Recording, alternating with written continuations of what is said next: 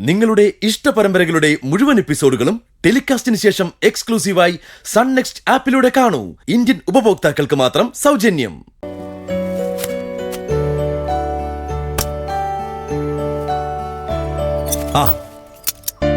എല്ലാ ദിവസവും ഇതുപോലെ ബ്രേക്കിന് ഇവിടെ വന്ന് ഭക്ഷണം കഴിക്കാറുന്നില്ലേ സോനെ? ഒരു 2 വീലർ ഉണ്ടായിരുന്നു ചെയ്യായിരുന്നു.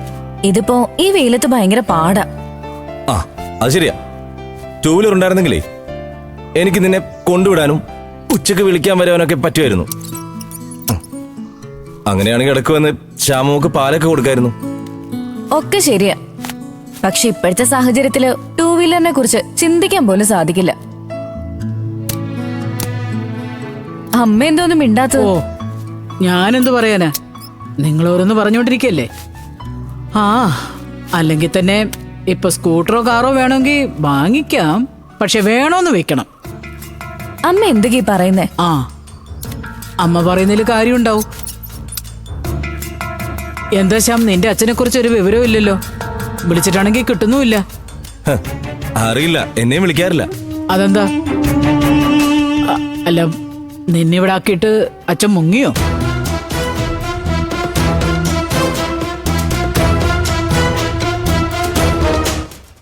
അമ്മ എന്തിനൊക്കെ ശ്യാമേട്ടനോട് പറയുന്നേ?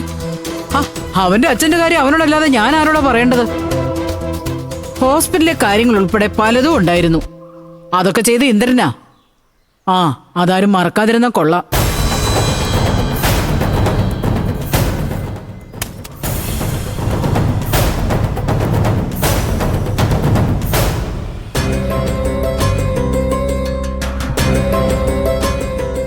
അമ്മയ്ക്കിതെന്താ ശ്യാമേട്ട് പിണങ്ങിയത് കണ്ടില്ലേ?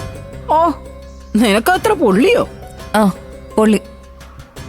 ആ പാവ എന്ത് ചെയ്തിട്ടാ ഇപ്പൊ ഇങ്ങനെ കാണിക്കുന്നേ? എന്താ കാര്യം നിനക്കറിയാലോ സോനെ. അവന്റെ അച്ഛൻ എന്തൊക്കെ കള്ളം പറഞ്ഞ അവനെ ഇവിടെ കയറ്റിയത്.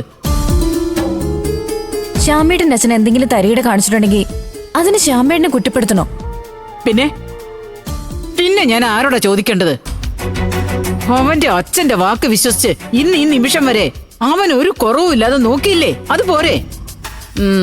ഇനിയും അയാളെ കുറിച്ച് ഒരു വിവരമില്ലെങ്കിൽ എന്റെ തനിനിറ ഇവനറിയും. അമ്മ ഒന്ന് സമാധാനിക്ക്. എന്തിനാ വെറുതെ പ്രശ്നങ്ങൾ ഉണ്ടാക്കുന്നേ? ഇല്ല, ഞാനായിട്ടൊരു പ്രശ്നം ഉണ്ടാക്കുന്നില്ല. നീ ഒരു കാര്യം ചെയ്യേ, ആ 24 കോടിയുടെ കാര്യം ശ്യാമിനോട് സംസാരിക്ക്. എന്നിട്ടൊരു തീരുമാനം പറ. പിന്നെ ഞാൻ മിണ്ടില്ല. ശരി, ഞാൻ സംസാരിക്കാം. വൈകുന്നേരം വരെ അമ്മയൊന്ന് ക്ഷമിക്കാവോ? ജോലി കഴിഞ്ഞ് വന്ന ഉടനെ സംസാരിക്കാം. അത് മതി. പിന്നെ നീ അവന്റെ പഞ്ചായത്ത് വർത്താനത്തിലൊന്നും മതിമറക്കണ്ട. ഒരുപാട് അനുഭവിച്ചോളാ. എല്ലാവരുടെയും തനി സ്വഭാവം പഠിച്ചതല്ലേ. അതുകൊണ്ട് അതൊക്കെ മനസ്സിൽ വെക്കുന്നത് നല്ലതാ. അല്ലെങ്കിലേ വീണ്ടും ദുഃഖിക്കേണ്ടി വരും. അമ്മേ, ഒന്നും വേണ്ടാന്ന് കരുതി എന്റെ കുഞ്ഞിനെ മാത്രം ഓർത്ത് ജീവിച്ച എന്റെ മനസ്സിലേക്ക് വീണ്ടും ജീവിക്കാനുള്ള മോഹം കുത്തി നിറച്ചത് അമ്മയാ. അത് മറക്കണ്ട. അമ്മ ടെൻഷനാവണ്ട. വൈകിട്ട് ഞാൻ ശ്യാമേനോട് സംസാരിക്കാം.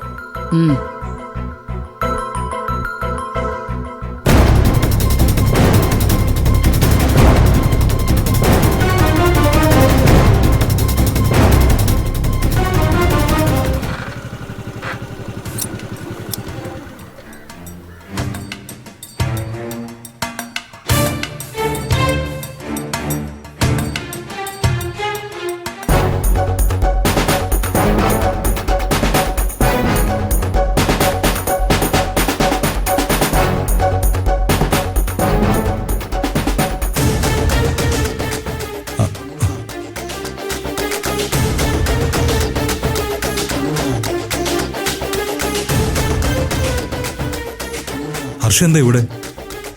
അതെന്താ ഇന്ദ്ര, എനിക്കിവിടെ വരാൻ പാടില്ലേ?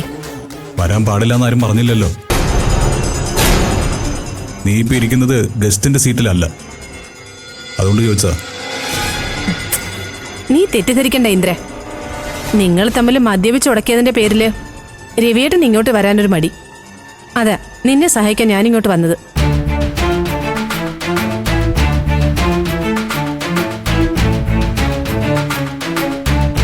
ഞാൻ വല്ലാത്തൊരവസ്ഥയിലാണ് ഹർഷ. എല്ലാം കൂടി ഒറ്റയ്ക്ക് മാനേജ് ചെയ്യാൻ എനിക്ക് നല്ല ബുദ്ധിമുട്ടുണ്ട്. നീ ടെൻഷൻ ആവാതെ ഇന്ദ്രൻ വന്ന് രവിയേട്ടനെ കണ്ടെന്ന് സംസാരിക്കും. പിന്നെ രവിയേട്ടൻ വന്നോളൂ. ഞാൻ വിചാരിക്കുന്ന പോലെയൊന്നും കാര്യങ്ങൾ നടക്കുന്നില്ല. സത്യനാണെങ്കിൽ ഇപ്പൊ പഴയതുപോലെ അല്ല. അവന് പല കാര്യങ്ങളിലും ഇപ്പൊ എന്നോട് യോജിക്കാൻ പറ്റുന്നില്ല. പിന്നെ അമ്മ, അനു, മോൻ, അങ്ങനെ എല്ലാ അർത്ഥത്തിലും എനിക്കൊരു മനസ്സമാധാനം കിട്ടുന്നില്ല. നീ ഇങ്ങനെ ടെൻഷൻ ആവല്ലേ, അതെനിക്ക് സഹിക്കാൻ പറ്റില്ല. എന്നും എല്ലാ കാര്യത്തിലും ഒന്നാമനായി ആരെയും കൂസാതെ എല്ലാം വെല്ലുവിളിയോടെ ഏറ്റെടുക്കുന്ന ആ പഴയ ഇന്ദ്രനെയാ എനിക്കിഷ്ടം. ഇത് നീ ആകെ എന്തോ പോലെ ആയല്ലോ. കടയിലെ കാര്യങ്ങളും ട്രാവൽസിലെ കാര്യങ്ങളും എല്ലാം ആകെ കുഴഞ്ഞു മറിഞ്ഞു കിടക്കുക. സാമ്പത്തികമായും കുറെ ബാധ്യതകളുണ്ട്. ആലോചിച്ചിട്ട് ഒരെത്തും പിടിയും കിട്ടുന്നില്ല. ഇവിടെ പ്രതിഭ വന്ന എല്ലാ കാര്യങ്ങളും വളരെ ഭംഗിയായിട്ട് ചെയ്തുകൊണ്ടിരുന്നത്. ഇപ്പോൾ ആ പെൺകുട്ടിയും വരുന്നില്ല. ആ സമയത്താ രവിയും പിണക്കം കാണിച്ച് മാറി നിൽക്കുന്നത്. രവിയേട്ടന്റെ പിണക്കം നീ കാര്യമാക്കണ്ടേ, അത് ഞാൻ പറഞ്ഞ് മനസ്സിലാക്കിക്കോളാം. നീ കൂടിയൊന്ന് സംസാരിച്ചാ അത് പെട്ടെന്ന് അങ്ങ് തീരും. രവിയേട്ടൻ നാളെ മുതല് ഇങ്ങോട്ട് വരികയും ചെയ്യും. പിന്നെ നീ ഇങ്ങനെ തളരാതെ മുന്നോട്ട് പോണോ ഇന്ദ്ര? അത് കാണാനാ ഞാൻ ആഗ്രഹിക്കുന്നത്.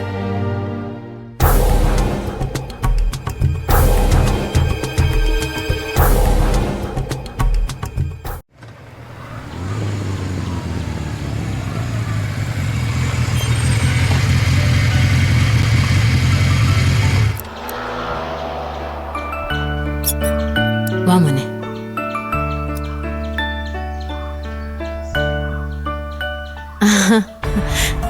ആരൊക്കെ ഇത്? അകത്തേക്ക് വാ. അല്ല, അനുവടുത്തി അവിടെ ചേച്ചി? അനു അകത്തുണ്ട്, നിങ്ങളിരിക്കെ. മക്കളെല്ലാവരും എന്തെടുക്കുക? ലക്ഷ്മി മോളും വെച്ചുമോനും ഒക്കെ നല്ല ഉറക്ക. നിങ്ങളിരിക്കെ, ഞാൻ അനുവിനെ വിളിക്കാം. ഞങ്ങൾ ഇവിടെ ഇരിക്കാം മോളെ. അനു, ഒന്നിങ്ങി വന്നേ. ഇതാരാ വന്നിരിക്കുന്നേന്ന് കണ്ടോ? അല്ല, രഘുവേട്ടൻ ജോലിക്ക് കയറിയോ? കയറിയിട്ടുണ്ടാവും. കൂടുതൽ വിവരങ്ങളൊന്നും അറിഞ്ഞില്ല സത്യ. രഘുവേട്ടൻ അവിടുത്തെ നമ്പറും കാര്യങ്ങളൊക്കെ ആവാൻ താമസം ഉണ്ടാവുന്ന അറിഞ്ഞ്. അതുകൊണ്ട് ഇതുവരെ വിളിക്കാൻ പറ്റിയിട്ടില്ല. എല്ലാം ശരിയാവും മോളെ. ഒരു താഴ്ചയ്ക്ക് ഒരു ഉയർച്ച ഉണ്ടെന്ന് പറയാറില്ലേ? ആ ഒരു പ്രതീക്ഷയിലാ നമ്മളും ജീവിക്കുന്നത്. അനന്തമാഷ് ഇവിടെ ഇല്ലേ? ഇല്ല, അച്ഛൻ പുറത്തു വരിക, ഉടനെ വരും.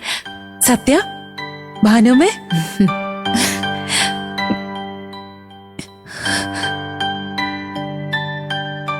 എന്താ മോളെ, നീ എന്തിനാ വിഷമിക്കുന്നു? ഒന്നുമില്ല ഭാനുമേ, നിങ്ങളെയൊക്കെ കണ്ട സന്തോഷം കൊണ്ടാ. അല്ല, വിച്ചുമോൻ ഉറക്കമാണോ അടുത്തി? അതെ സത്യ, ഇപ്പൊ കിടന്നതേ ഉള്ളൂ. ഞാൻ വിളിച്ചെണീപ്പിക്കാം. അയ്യോ വേണ്ട അടുത്തി, അവൻ ഉറങ്ങിക്കോട്ടെ, ഇപ്പൊ വേണ്ട. അതെ, ശരിയാ. സമാധാനായിട്ട് ഉറങ്ങാൻ കഴിയുന്നത് ഒന്നും അറിയാത്ത ഈ പ്രായത്തില് മാത്രല്ലേ. വിഷമിക്കണ്ട അനു, എല്ലാം ശരിയാവും. നിങ്ങൾ സംസാരിക്കേ, ഞാൻ പോയി ചായ എടുത്തിട്ട് വരാം. അയ്യോ ചേച്ചി, ഒന്നും വേണ്ട. അതൊന്നും പറഞ്ഞാ പറ്റില്ല, പെട്ടെന്ന് എടുത്തിട്ട് വരാം.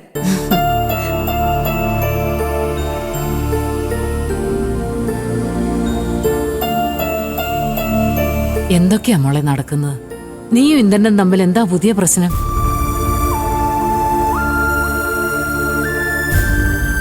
ഇന്ദ്രേട്ടനെന്നും ഞാൻ പ്രശ്നമല്ലേ ഭാനുമേ. ഒരു പ്രശ്നം ഉണ്ടാവുന്ന സമയത്ത് ഭർത്താവ് കൂടെ ഉണ്ടാവണമെന്നാ ഏതൊരു ഭാര്യ ആഗ്രഹിക്കുന്നത്. പക്ഷെ എനിക്കത് ഇന്നേ വരെ കിട്ടിയിട്ടില്ല. എന്നെയും എന്റെ കുടുംബത്തെയും കുത്തി നോവിക്കാനുള്ള ഒരവസരവും ഇന്ദ്രേട്ടനും അമ്മയും പാഴാക്കാറില്ലല്ലോ. ഏട്ടൻ ഇപ്പൊ പഴയ ആളെ അല്ല, ഏത് സമയവും ദേഷ്യമാ. പിന്നെ പണ്ടത്തെ പോലെ ഒരു കാര്യത്തിലും അങ്ങോട്ട് ചോദിക്കാനോ അഭിപ്രായം പറയാനുള്ള സ്വാതന്ത്ര്യം ഏട്ടൻ തരാറില്ലല്ലോ. അതെ, ഇന്ദ്രന് എന്താ പറ്റിയതെന്ന് അറിയില്ല മോളെ. എന്താ നമ്മുടെ മഞ്ചാടിക്ക് പറ്റിയത്? ഈ കേൾക്കുന്നത് പോലെ ഒരു തെറ്റ് അവള് ചെയ്യുമെന്ന് ഞാൻ വിശ്വസിക്കില്ല. ഞങ്ങളും എന്തൊക്കെയോ ചതി പറ്റിയിട്ടുണ്ട്. ഒരു കൂട്ടം ആൾക്കാർ ഉപദ്രവിക്കാൻ മാത്രം ഉറച്ചു നിന്നാ നമുക്ക് എന്ത് ചെയ്യാൻ പറ്റും? ഇപ്പൊ തന്നെ ഈ വീടിന്റെ വിൽപ്പന തടഞ്ഞ അമ്മയാ. അതുമൂലം എന്തൊക്കെ പ്രശ്നം ഉണ്ടായെന്നറിയോ? അമ്മയോ? അതെ സത്യ.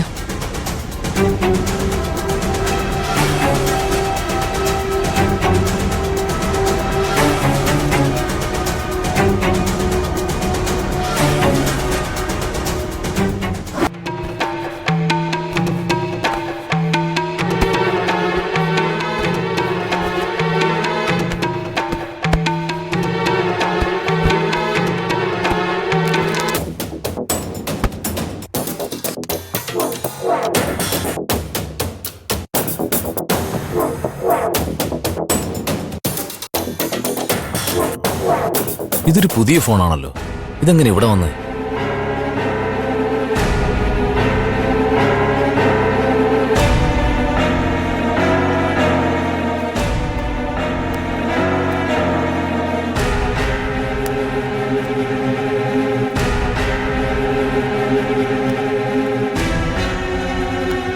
താനിവിടെ എന്തെടുക്ക?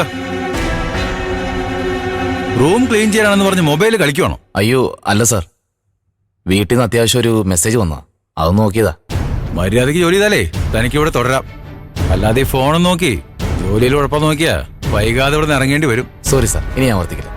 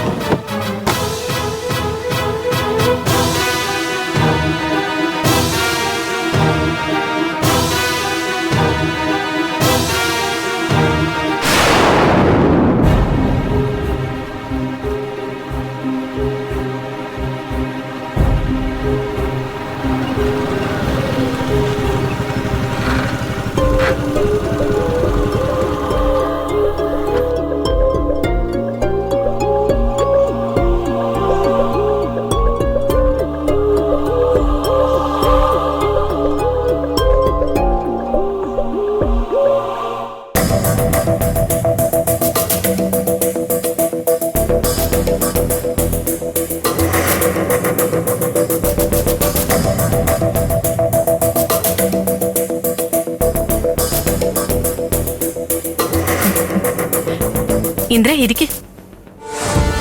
ഞാൻ നിങ്ങളുടെ സൽക്കാരം സ്വീകരിക്കാൻ വന്നതല്ല, രവിയോട് ഒരു കാര്യം ചോദിക്കാൻ വന്നതാ. എന്താ ഇന്ദ്ര? രവിക്ക് അറിയാവുന്ന കാര്യം തന്നെയാ. എന്തായാലും ഇന്ദ്രൻ ഇരിക്കേ.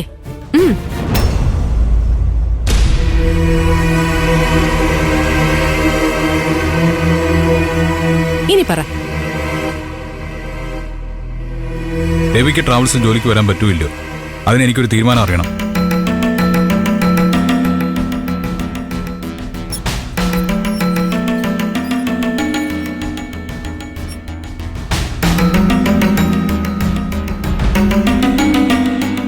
അത് പിന്നെ ഇന്ദ്ര, രവിക്ക് പകരം ഹർഷ ഓഫീസിൽ വന്നാൽ പോരാ. ആ പരിപാടി ഇനി നടക്കില്ല. വരാൻ താല്പര്യം ഉണ്ടെങ്കിലും ഇല്ലെങ്കിലും അതിപ്പോ പറയണം. ഇന്ദ്ര, എനിക്ക് ജോലിക്ക് വരാൻ മടിയൊന്നുമില്ല. പിന്നെ ഞാൻ വരാത്തത് എന്റെ കുറ്റബോധം കൊണ്ടാ. മദ്യത്തിന്റെ ലഹരിയിൽ ഞാൻ എന്തൊക്കെ വിവരക്കേട് വിളിച്ചു പറഞ്ഞു. പറഞ്ഞതൊക്കെ ഓർത്തിട്ട് എനിക്ക് തന്നെ ഫേസ് ചെയ്യാനുള്ള ധൈര്യം ഉണ്ടായില്ല. അതൊക്കെ ഇന്ദ്രൻ ക്ഷമിക്കും രവിയേട്ടാ, അല്ലേ ഇന്ദ്ര?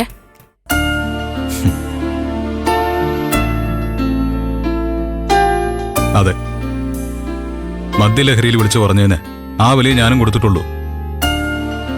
രവിക്ക് ട്രാവൽസിൽ വരാൻ താല്പര്യമുണ്ടെങ്കിൽ തീർച്ചയായിട്ടും വരണം.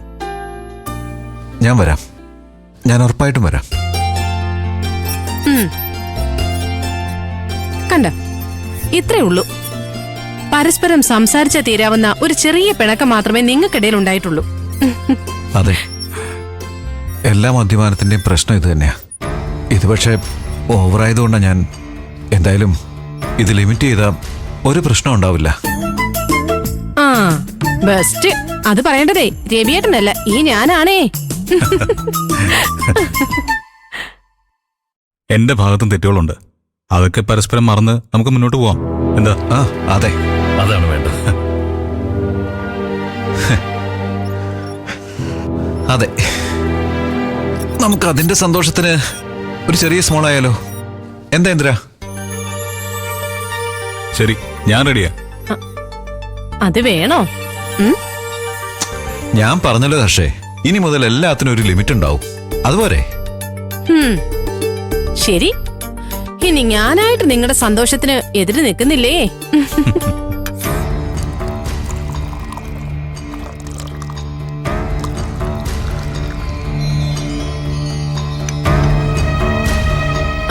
നീ ആന്റിയെ വിളിച്ചില്ലേ ഇന്ദ്ര? ആന്റി എന്നെ വിളിച്ചപ്പോ ഒരുപാട് വിഷമം പറഞ്ഞു. ഇല്ല, അന്നത്തെ ആ ഇഷ്യൂവിന് ശേഷം ഞാൻ വിളിച്ചിട്ടില്ല. എന്നോടൊരു വാക്ക് പോലും പറയാതെ അമ്മയ്ക്ക് അങ്ങോട്ട് പോകേണ്ട കാര്യമില്ലായിരുന്നു. അത് ഇന്ദ്രൻ പറയുന്നത് ശരിയാ. അങ്ങോട്ട് പോയപ്പോ സുശീല ആന്റിക്ക് ഇന്ദ്രനോടൊന്ന് പറയായിരുന്നു. അതിന് ആന്റിയെ മാത്രം കുറ്റം പറഞ്ഞിട്ട് ഒരു കാര്യമില്ല. അത്രയ്ക്ക് ഉപദ്രവിച്ചിട്ടുണ്ടല്ലോ അനുവിന്റെ ആൾക്കാർ ആന്റിയെ. അവർക്ക് മുന്നിൽ ആളാവാൻ ഒരു അവസരം വന്നപ്പോ ആന്റി അതങ്ങ് ഉപയോഗിച്ചു. നീ എന്താ ഈ പറയുന്നത്? അതിന് ക്യാഷ് എവിടെ? ശ്യാമിന്റെ അച്ഛനെ പറ്റിയാണെങ്കിൽ ഒരു വിവരവുമില്ല. പിന്നെ എവിടുന്ന് കാശ് കൊടുത്തിട്ടാ ഈ പഞ്ചരത്നം വാങ്ങിക്കുന്നത്? ഇനി അയാള് ചതിച്ചതാണെങ്കിൽ 24 കോടി ഒറ്റയ്ക്ക് വിഴുങ്ങാനുള്ള ബുദ്ധിയാ. ആർക്കറിയാം? ഏതായാലും ഇപ്പൊ അയാളെ പറ്റി ഒരു വിവരവുമില്ല. എവിടെയാണെന്ന് പോലും അറിയില്ല. അതൊക്കെ നമുക്ക് അന്വേഷിച്ച് കണ്ടെത്താന്നേ, അല്ല രവിയേട്ടാ? ആ അതെ അതെ, അയാൾ അങ്ങനെ എത്ര നാൾ ഒളിച്ചിരിക്കും?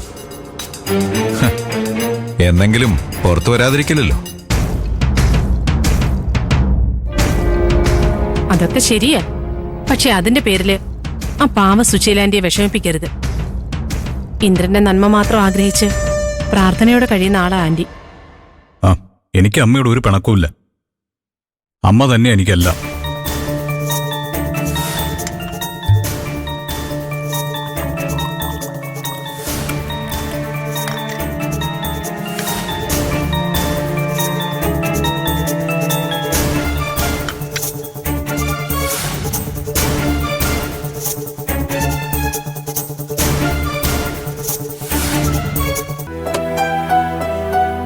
അമ്മ പതുക്കെ. പതുക്കെ. വേദനയുണ്ടോ? നോക്കി നോക്കി നടന്നാൽ മതി. ഇവിടെ ഇരിക്കെ.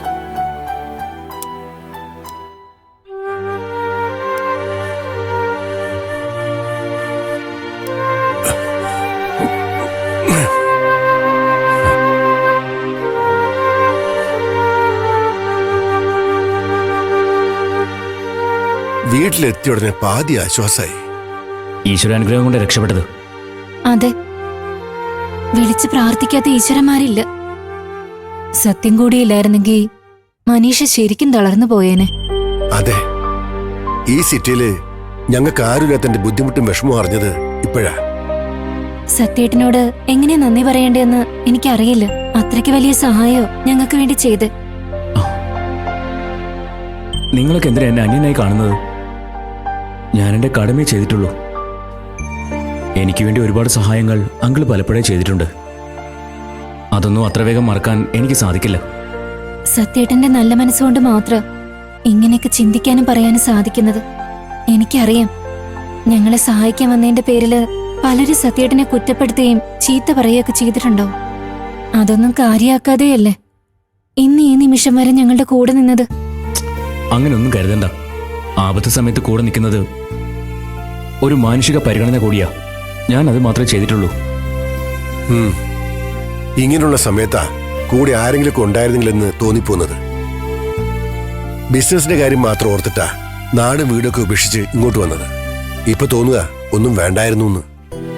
അതെ, സ്വത്തിനും പണത്തിനും ഒന്നും യാതൊരു വിലയില്ലെന്ന് ബോധ്യപ്പെടുന്നത് ഇത്തരം സാഹചര്യങ്ങളിലൂടെ കടന്നു പോകുമ്പോഴാ. ആരുമില്ലെന്നുള്ള ചിന്തയൊന്നും വേണ്ട. നിങ്ങൾക്ക് ആശ്രയിക്കാനും സഹായിക്കാനും ഒരു ബന്ധു ഉടനെ വരും. സത്യേട്ടൻ ആരുടെ കാര്യം പറയുന്നത്? അത് പറയാറായിട്ടില്ല. എല്ലാം വൈകാതെ എല്ലാവർക്കും മനസ്സിലാവും. എന്തിനാ സത്യ ഇങ്ങനെ ഒരു സർപ്രൈസ്? ചില കാര്യങ്ങൾ അങ്ങനെയാ സാർ. സർപ്രൈസായി തന്നെ അറിയുന്നതാ അതിന്റെ സുഖം.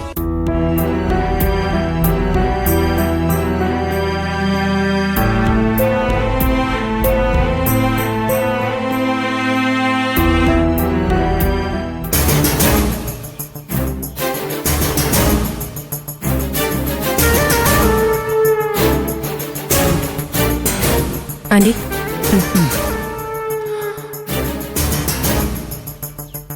നമ്മൾ വിചാരിച്ച പോലൊന്നും കാര്യങ്ങൾ നടന്നില്ലല്ലോ ഹർഷേ. ആ സുന്ദർ നമ്മളെ ചതിച്ചതായിരുന്നോ? ഏയ് അങ്ങനൊന്നും ആവില്ല. ആന്റി ടെൻഷൻ ആവാതെ. ടെൻഷൻ ആകാതെ എങ്ങനെയാ ഹർഷേ? ആ പണം കിട്ടുന്നുള്ള ഒറ്റ വിശ്വാസത്തിലാ ശ്യാമിനെ ഞാൻ വീണ്ടും സോനയിട്ട് എടുക്കാൻ അനുവദിച്ചത്. എന്നിട്ട് ഇനിയും പറ്റിക്കപ്പെട്ട ഞാനിതെങ്ങനെ സഹിക്കും? ആന്റി കുറച്ചുകൂടെ ഒന്ന് ക്ഷമിക്കേ. ആ വക്കീല് നമുക്ക് വാക്ക് തന്നേല്ലേ? അതെ, പക്ഷെ അത് മാത്രമല്ലല്ലോ ഹർഷേ പ്രശ്നം. ഓഫ്, ഓ അനന്തം മാഷിന്റെ വീടിന്റെ വിൽപ്പന ഞാൻ തടഞ്ഞു എന്നും പറഞ്ഞ സത്യം എന്നോട് വഴക്കിട്ടത്. ഇന്ദ്രനും ആ ഒരു പരാതി മനസ്സിലുണ്ട്, പുറത്തു പറയുന്നില്ലെന്നേ ഉള്ളൂ. ഞാനിതെല്ലാം ചെയ്തത് ശ്യാമിന്റെ അച്ഛന്റെ കയ്യിൽ നിന്ന് കിട്ടാൻ പോകുന്ന പൈസ ഓർത്തിട്ടാ. ഇപ്പൊ എല്ലാം കുഴപ്പത്തിലാവുമെന്ന ഒരു പേടി. അങ്ങനെയൊക്കെ പേടിച്ച എങ്ങനെയാ ആന്റി? നമ്മൾ കുറച്ചുകൂടെ വെയിറ്റ് ചെയ്തേ പറ്റൂ. കാരണം ഇത് 1-2 രൂപയുടെ കാര്യമൊന്നും അല്ലല്ലോ, കോടികളാ. അപ്പോ അതിൻ്റെതായ താമസം ഉണ്ടാവും. അത് ശരിയാ, ആ പടത്തിന് വെയിറ്റ് ചെയ്യുകയും ചെയ്യാം. പക്ഷെ ഇവരോടൊക്കെ ഞാൻ എന്തു മറുപടി പറയും? അല്ലെങ്കിൽ തന്നെ ഏടത്തിന്റെ വാലും പിടിച്ച് എന്നെ കുറ്റം പറയാൻ നടക്കുന്നവനാ സത്യം. ഇതിപ്പോ ഇങ്ങനൊരു അവസരം കൂടി കിട്ടുമ്പോ പിന്നെ പറയണ്ടല്ലോ. എനിക്ക് ആന്റിയെ മനസ്സിലാവും.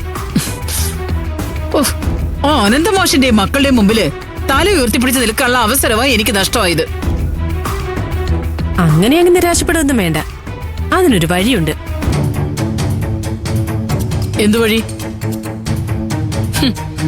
വീട് വാങ്ങാനല്ലാതെ അവരുടെ ഒന്നും മുന്നിൽ പോയി നിൽക്കാൻ പോലും പറ്റാത്ത അവസ്ഥയിലാണ് ഞാനിപ്പോ. ആ അതൊക്കെ സഹിക്കാം, പക്ഷെ ഈ കാരണത്തിന്റെ പേരിൽ എന്റെ ഇന്ദ്രൻ എന്നെ സംശയിക്കുകയും പിണങ്ങുകയും ചെയ്താ അതെനിക്ക് സഹിക്കാൻ പറ്റില്ല. അങ്ങനെ ആന്റിയുടെ തല കുനിയാൻ ഞാൻ സമ്മതിക്കോ? എല്ലാവരുടെയും മുന്നിൽ തല ഉയർത്തി നിൽക്കാനുള്ള ഐഡിയ ഞാൻ പറഞ്ഞുതരാം.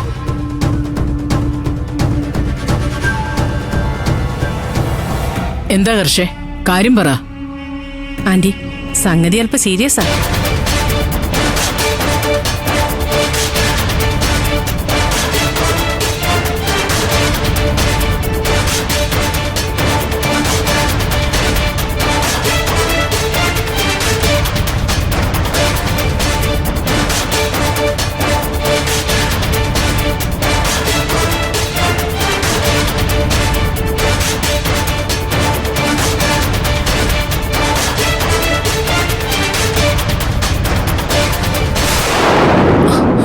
ഇതൊക്കെ എപ്പോ സംഭവിച്ചു? ഏതായാലും കൊള്ളാം. ഇനി അവളുമാര് എന്റെ മുന്നിൽ തല പൊക്കാതിരിക്കാനുള്ള വഴിയൊക്കെ എനിക്കറിയാം. അതാണ് ആന്റി ഒരിടത്തും ചെറുതാവാൻ ഈ ഹർഷ സമ്മതിക്കില്ല. ഇനി ഞാൻ ആ പഞ്ചരത്നം വരെ ഒന്ന് പോകുന്നുണ്ട്. അവറ്റകളെ നേരിക്കണ്ട് 2 വർത്തമാനം പറയണം.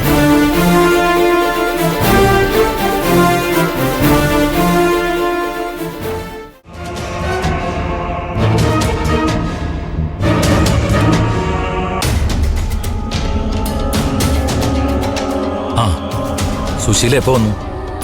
ഇതെന്താ ഇറങ്ങാണോ?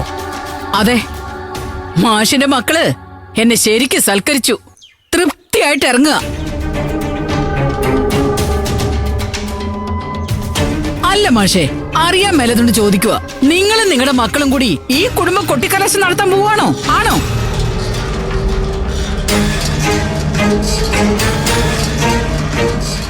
എനിക്ക് സുശീല പറയുന്നത് എന്താണെന്ന് മനസ്സിലാവുന്നില്ല. ആദ്യം മനുഷ്യന് മനസ്സിലാവുന്ന ഭാഷയിലൊന്ന് സംസാരിക്കുക സുശീലേ. കൊള്ളാം. എന്റെ വീട്ടിൽ അപ്പവിയെ പോലെ ജീവിച്ച നിങ്ങളുടെ മകള് അവളെ കാണാൻ വരുമ്പോ എന്റെ മുമ്പിൽ പഞ്ചപുച്ഛം അടക്കി നിൽക്കാറുള്ളവളാ. ഇപ്പൊ അനന്ത മാഷു എന്നെ നോക്കി 10 വിടർത്തി ചീറ്റുന്നുണ്ടെങ്കിൽ അത് ഈ വീടിന്റെ കൊട്ടിക്കലാശം തന്നെയാ. നിങ്ങളുടെ വീട്ടിൽ വരുമ്പോ എനിക്ക് താണു വണങ്ങി നിൽക്കേണ്ടി വന്നിട്ടുണ്ട്. നിങ്ങൾ എന്നെ അങ്ങനെ നിർത്തിയിട്ടുമുണ്ട്.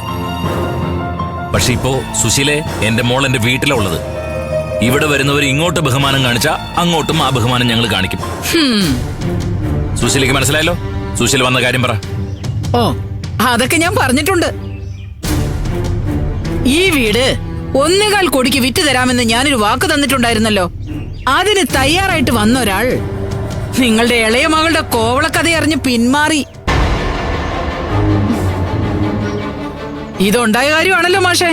അത് ഞാനിവിടെ വന്ന് പറഞ്ഞപ്പോ നിങ്ങളുടെ മൂത്ത മോൾ എന്താ ചെയ്തെന്നറിയോ? കറിക്കത്തി എടുത്ത് എന്നെ കുത്തിക്കൊല്ലാൻ വന്നു.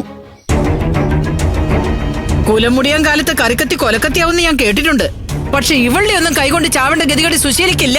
ചാവണ്ടെങ്കിൽ വേഗം ഇവിടുന്ന് പൊയ്ക്കതല്ലേ. ഇനി എന്റെ അച്ഛനെ കൂടെ കുത്തി നോവിക്കാൻ നിന്നാ കൊല്ലാനും ഞാൻ മടിക്കില്ല. പൊയ്ക്കോളൂ ഇവിടുന്ന്. വിടേ. കണ്ടല്ലോ മാഷെ, കണ്ടല്ലോ. കുടുംബം വിൽക്കാൻ പോകുമ്പോ ഇവിടെ ഈ അഹങ്കാരം കാണിക്കുന്നത് എന്ത് കണ്ടിട്ടാ മാഷെ? രഘു ഗൾഫിൽ പോയത് കണ്ടിട്ടോ? എങ്കിൽ കേട്ടോടി, ഇന്നേ വരെ ഒന്നിലും പച്ച പിടിക്കാതെ പോയവനാ രഘു. നിന്നെ കെട്ടിയതോടെ കൂമ്പടഞ്ഞു പോയവൻ. അവനിനി എവിടെ പോയാലും ഗുണം പിടിക്കാൻ പോകുന്നില്ല. ഞാൻ ഈ നെഞ്ചി തട്ടിയടി പറയുന്നേ.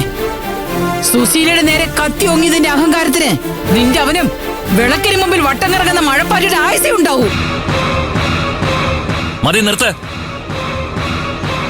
ഇവിടെ നിന്ന് ഇറങ്ങിപ്പോവാൻ ഞാനും കൂടി പറയുന്നതിന് മുമ്പ് ഇറങ്ങാൻ നോക്ക. മാഷേ,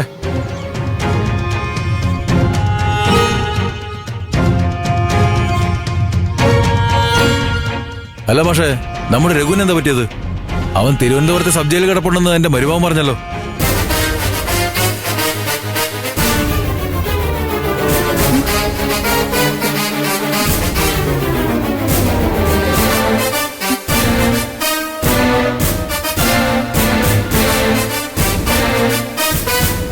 അടിപിടി കേസിൽപ്പെട്ട് ജയിലിൽ കഴിയുന്ന അവന്റെ പാർട്ടിക്കാരെ കാണാൻ പോയപ്പോഴാ മരുമകൻ അവിടെ വെച്ച് രഘുവിനെ കണ്ടത്.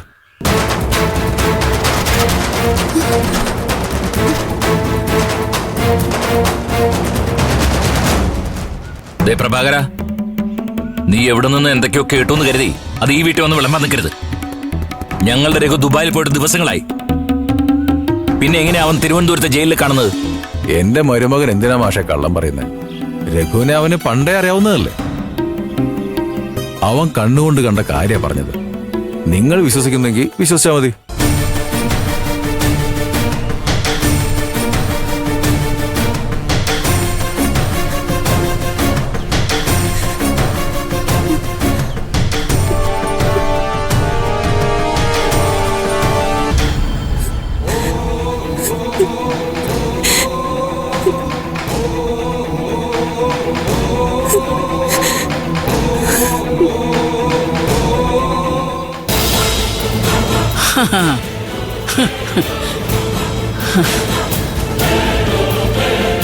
ഈ സുശീലെ നോവിച്ചു വിട്ടാലുള്ള ഫലം എന്താണെന്ന് ഇപ്പോഴെങ്കിലും അച്ഛനും മക്കൾക്ക് മനസ്സിലായില്ലേ? മനസ്സിലായല്ലോ.